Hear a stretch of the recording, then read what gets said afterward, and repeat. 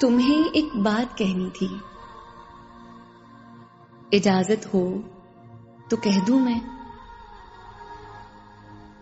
ये भीगा भीगा सा मौसम, ये तितली फूल और शबनम,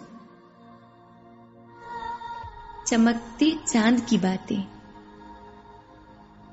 ये बूंदें और बरसातें,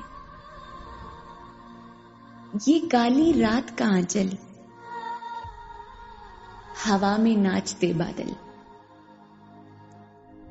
धड़कते मौसमों का दिल, महकती खुशबुओं का दिल, ये सब जितने नजारे हैं, कहो किसके इशारे हैं।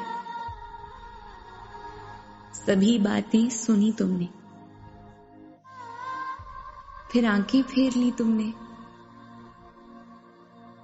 मैं तब जाकर के ही समझा